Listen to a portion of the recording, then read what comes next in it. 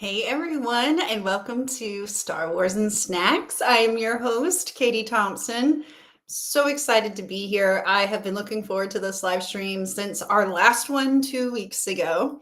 And while this is currently a bi-weekly live stream, I don't know. I don't know if I can keep holding out that long, but it makes for great content because that means it gives time for a lot to happen. So, as I said, my name's Katie. I'm a huge Star Wars nerd. I got really into Star Wars actually because of my family. My husband grew up loving Star Wars and then got our kids into it. And I was like, hey, this is kind of cool. And now I'm just as obsessed, if not more. So I wanted to make a live stream about it so I could talk about two of my favorite things, which are Star Wars and snacks. So part of our family tradition when we have premieres or new episodes or something airing with Star Wars, we always like to make a themed snack. So that's why I came up with this live stream idea. And I do this because I love Star Wars. I just want to chat about it with friends and have fun. And so I do these streams, like I said, bi-weekly. They're, every other week I do them at 6 p.m. Eastern, and they're on TikTok, YouTube, and Instagram. So I also do a weekly live stream, Coffee with Katie, on Wednesdays. It's just a general live stream. But let's get into our snack of the week. So I am really excited because I was able to snag the Yoda can Coke Zero. I love Coke Zero. So that is my drink this week. Like, seriously, I opened up the box. You'd have thought I hit the lottery because we just kept getting Darth Maul. No offense to Maul lovers out there. I'm not a huge Maul fan, but it sounds like that was the one everyone was getting. Ooh, so that is my little sip for the week. And so our snack for the week. This is my favorite, Star Wars themed snack to make. It's so easy. I know it's on a million blogs out there, so I just keep it super, super easy, but I call it my BB-8 Buddy Mix. And so what I do is I get a bag of Muddy Buddy Chex Mix and a bag of Reese's Pieces, just mix them together. I love it's, some people call it dog chow, different things. But I just love the Muddy Buddy, peanut butter and chocolate and powdered sugar combination of the Chex Mix.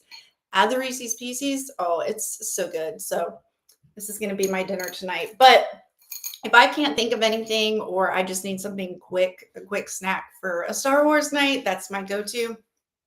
And right now we're currently moving most of our house into another section of the house. So things are a little chaotic right now. It's also super hot down here, way too hot to be baking and doing stuff like that. So that is our snack of the week. I hope you enjoy it. Like I said, it's one of my personal favorites. So I'm going to be snacking on this throughout the stream. But that also brings us to our snack of the week as Star Wars characters go. And this week is my favorite. You guessed it, Sai Snoodles. She is our snack of the week. She is a lounge singer, has a very storied history with the Hutts. So she's one of my favorite Star Wars characters. I know she has an arc in Clone Wars, but she is really introduced in Return of the Jedi in the original trilogy in the little Hutt lounge scene. So she's one of my favorites. I have seen some really awesome Sai Snoodles cosplays. My friend Taryn did one for Star Wars Night this past year, and it's so fun. She's such a great character. She just embodies this powerful, feminine, free spirit, and she does kind of take on a little bit of a spy assassin type energy down the line. So yeah, our snack of the week is Miss Sai Snoodles. Yay! So we've got a lot happening this week. I think it goes without saying that I have FOMO for not being at San Diego Comic Con. it is just really exciting to see the energy. I'm really grateful for all the creators that go and work so hard to share everything, because I know it's really overwhelming to try to go to, conventions and things like that and enjoy everything, be in the moment and the experience, and then also like document your experience or create content or whatever it is that you want to do. It's really hard to do. So I'm really excited by their Spirit jersey collection. The San Diego Comic Con, like all of the brands come out, and I feel like in a lot of ways they save some of their like best merch and launches for this event specifically. And it is just, let's just say it's been a huge Star Wars summer, like starting in April with Andor and Star Wars Celebration in Japan. And we're still rolling into July, and we're getting some really awesome merch.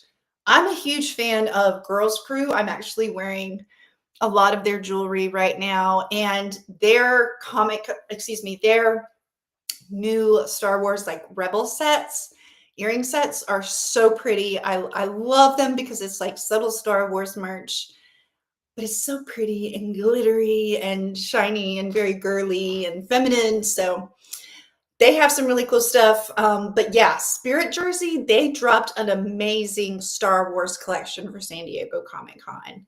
Like, phenomenal. And it wasn't just like 2 or 3, like there's at least 7 or 8 just crazy good Spirit jerseys that they released for San Diego Comic Con. I personally want the Revenge of the Sith and their Empire Strikes Back jerseys. Oh my gosh, like the Empire Strikes Back, it's the opening scene with the text. Oh, it's so good. I'm a huge Spirit jersey fan. I have a small collection that I'm growing. So I was really excited to see all of those, because like I'm pretty picky about my collections and what I'll actually invest in. A lot of stuff has to have special meaning to me, like be part of an event or a gift or something I found like on sale or a unique moment or something like that. So but Spirit jerseys are one thing, like I could wear them every single day of the week. Even living in South Carolina, I'm constantly cold, and temperatures are fluctuating. So I love Spirit jerseys. So check out their Star Wars collection for San Diego Comic Con if you have not yet, because it is really good. Heroes and Villains also has an amazing Star Wars collection that they've released for San Diego Comic Con. And I really loved the theme of the collections that they released. They're based on kind of lesser known military groups, characters, what have you, from the Star Wars series. So I believe one of them is set, from a group on Endor, some fighters on Endor and things like that. So really cool. This is a Heroes and Villains shirt. I'm a huge fan of their merch. I really enjoy, again, like, so most of their stuff is pretty subtle and understated, but it's really classic. It's really cool, and it's great quality. Like these t-shirts, I find it's really hard to find a good t-shirt these days. The quality is just not there. Like things stain very easily, or they just wear out, or like the print just fades very quickly. And I've always been super pleased with the quality that I've gotten from Heroes and Villains. I have several t-shirts from them and some jackets and some other things. So definitely check their collection out for San Diego Comic Con as well, because it's really cool. I know it's kind of just like kicking off today at Comic Con, so we have a lot of stuff to come, but just based on the preview that I've seen of the Lucasfilm animation booth, they have really done it up big, because it's like the 20th anniversary of Lucasfilm animation, and it is phenomenal. I would share my screen here if I wasn't on multiple platforms, because some of my viewers wouldn't be able to see it, but just the array of memorabilia that they have out there, it's so special. And to get to see some like behind the scenes of your favorites like Rebels and Clone Wars, getting to see some more original drawings by Dave Filoni, like, oh, that would be so cool.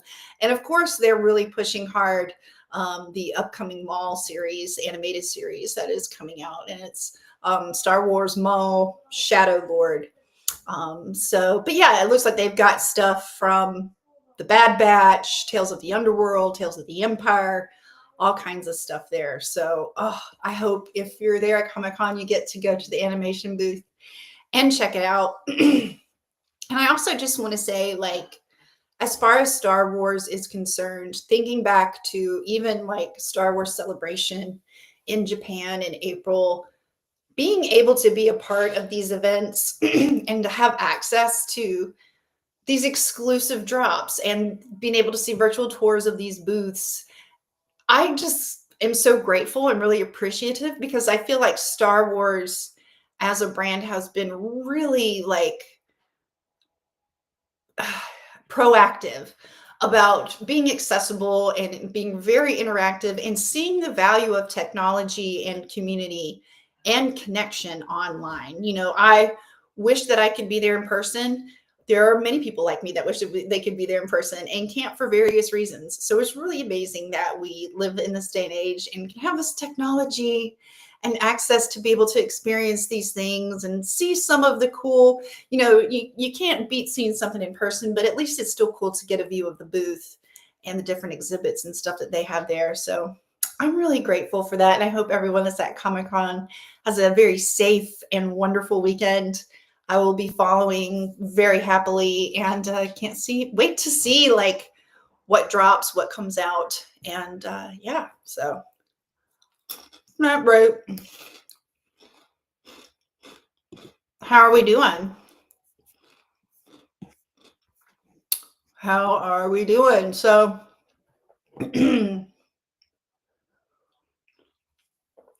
now that I have sugared up a little bit, I want to switch gears to the topic of the Emmys. Star Wars and the Emmys. Mixed feels on that one. Mixed feels. Very pleased to see that Andor received 14 nominations. I am absolutely astounded that more of the cast was not nominated for their respective roles and opportunities. No shade to Forrest Whitaker. He was so undeniably good. It would have absolutely been criminal for him not to be nominated, and he was. But I really felt like Diego Luna did a great job. I felt like the whole cast, every single woman on that cast gave such a powerful performance.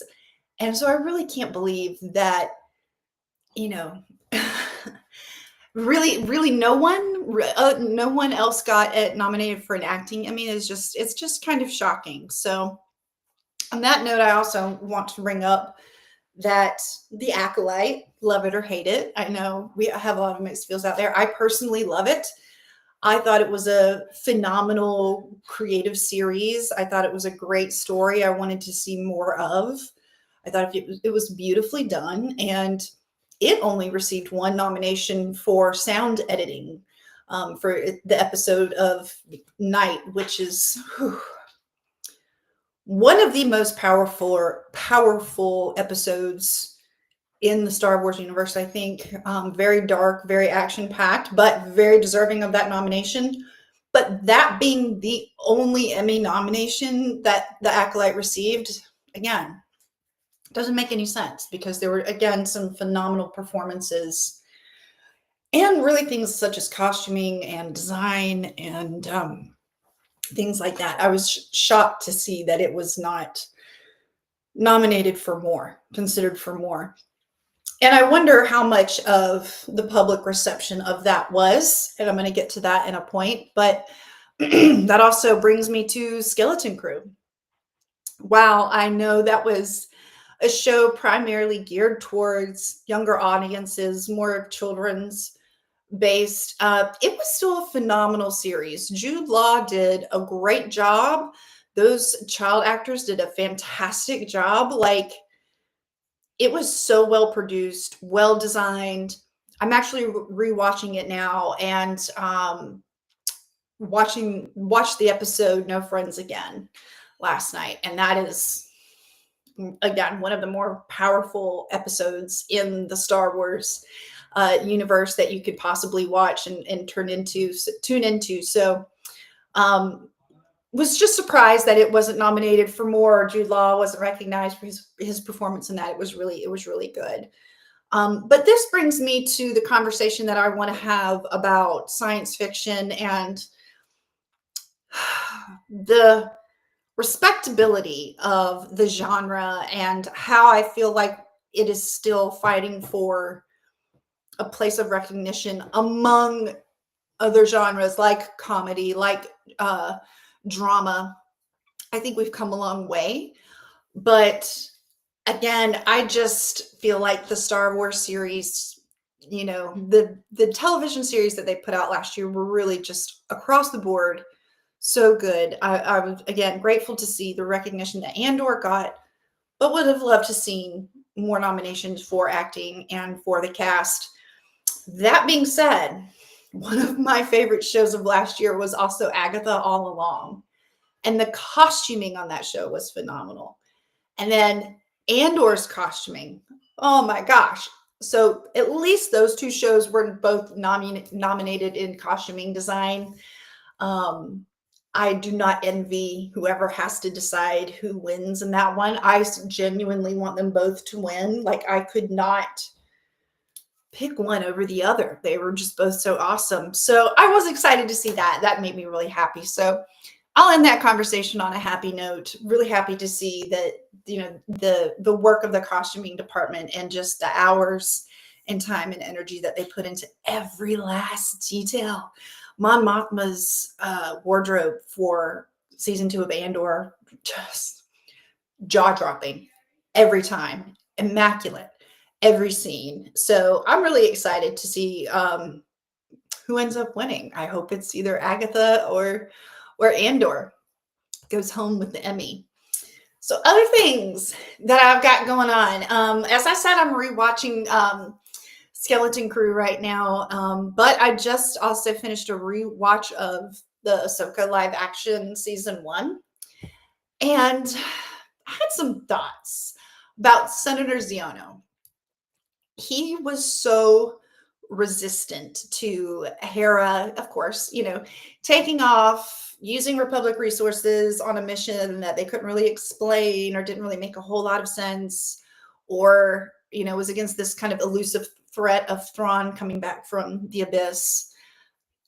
The more I watch, the more it stands out to me, and I wonder if he is an Imperial spy or plant or something. I just didn't understand his incredible, resistance to what Hera was doing and the trail she was on, trying to figure out the path of, okay, Thrawn is alive. How are they getting to him? Why are they trying to get to him?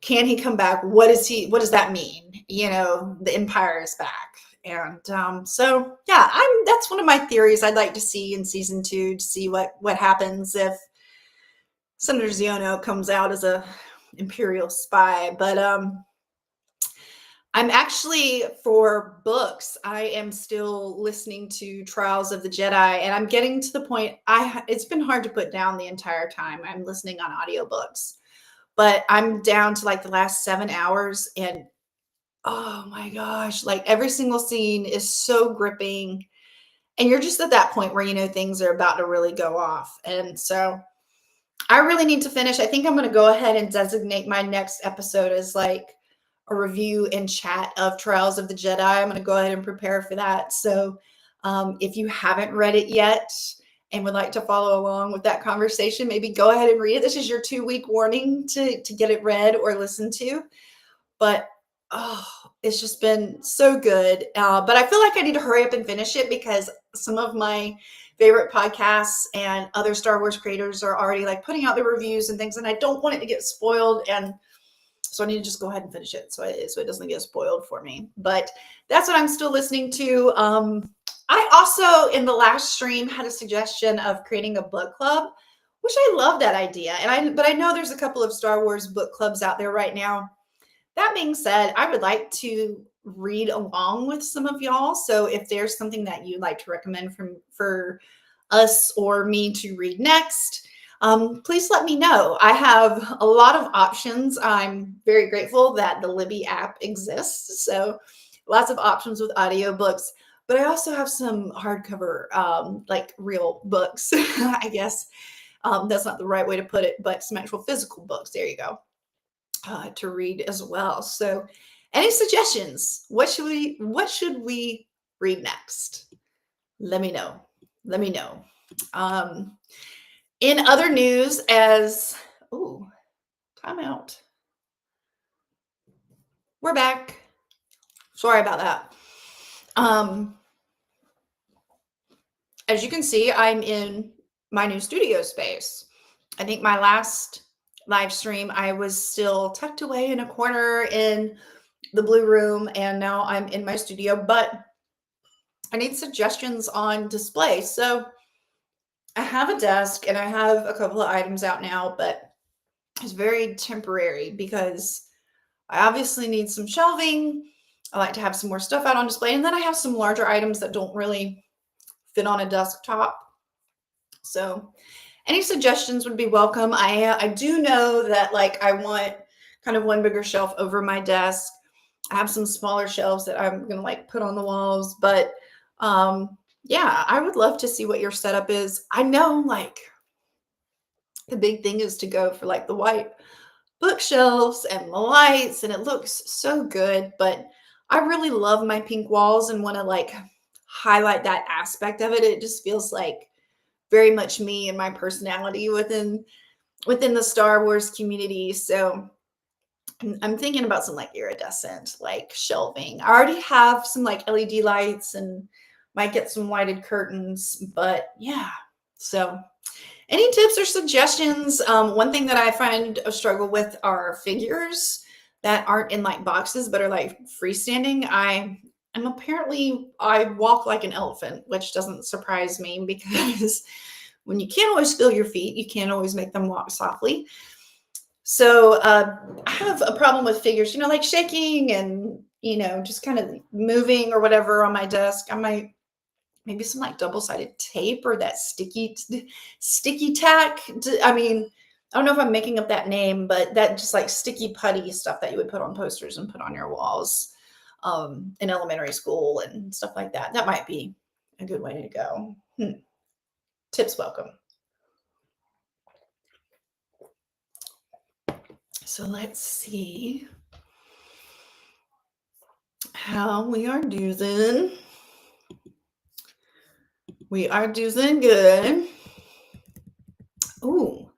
All right. So speaking of collections and collectibles, I have, instead of one item of my collection that I want to share this week, I have been very lucky, very blessed that my loved ones have kind of spoiled me on some merch that I really, really like.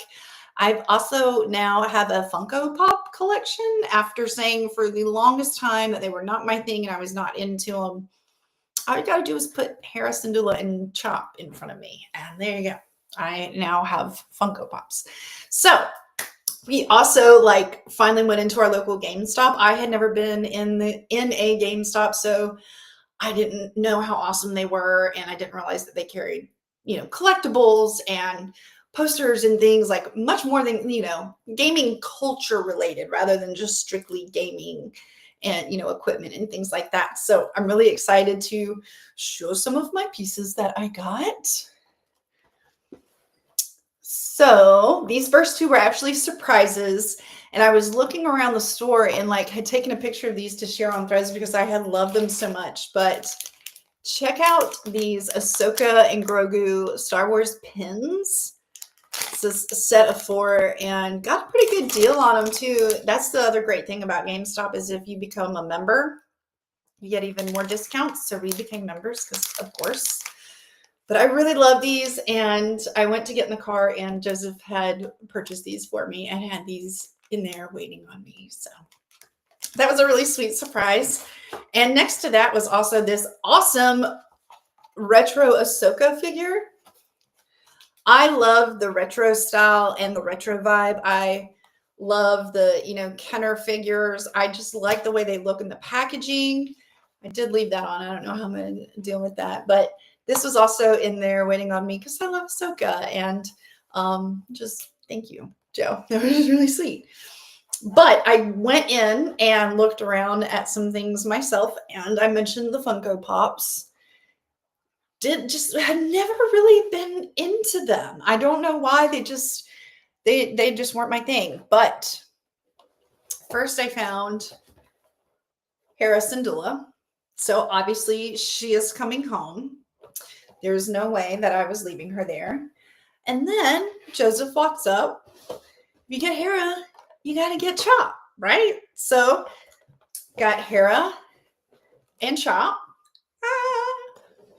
And then on top of that, I was looking around, and later on, like the next day or something, I said, wow, there was another one there that I really liked. And the next day, this showed up at the house. KB from Skeleton Crew. Joseph surprised me. Him and the kids surprised me with her like a couple of days later because I was just like, oh, I wanted her too, but just was trying to be responsible in the moment. So so excited and grateful. And that is not all. That was just for our trip to GameStop. I also learned that if you have an Ollie's, I think it's like Ollie's Bargain Bin or one of those type of stores nearby, that they also have a really good for Black Series figures on for good prices, which I love the Black Series figures. I think they are just so wonderfully detailed. They're the most realistic looking to me. So if you're into those, or just any kind of discount figures, sometimes if they're super cheap, like I find them at the dollar store, I'll buy 4 or 5 of them or whatever's there and then donate the extras, because I want kids that don't have as much access to Star Wars to still have access to Star Wars toys and those stories, and try to like pique their interest. So I like to do that if they're like a really good deal. Sometimes the Dollar General Penny Tuesdays, I've gotten lucky on those before, and I've gotten like lots of figures for a penny, and then I'd end up donating those or giving them away.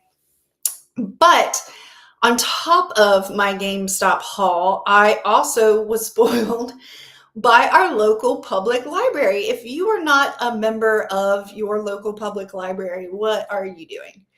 It is absolutely free. You have access to, at least in my library, I know there are so many more apps out there, but we have Libby, which gives me access to like 8,000 audiobooks for free on top of digital books and things like that. So they have a great selection of Star Wars items, but our local branch is a very small branch, but they do an awesome summer reading program. And adults can get in on it too.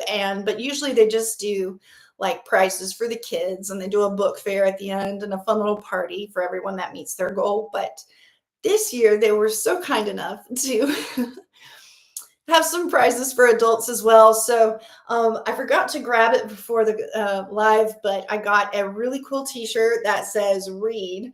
It's our only hope," and it's kind of pink backlit, but it's got Leia on it. I can't wait to wear it. It's just like so awesome. I wish I could have grabbed it. But I also was given this awesome hard copy of A New Hope, The Princess, the Scoundrel, and the Farm Boy. So I can't wait to read this. I've got my new little bookmark in there too.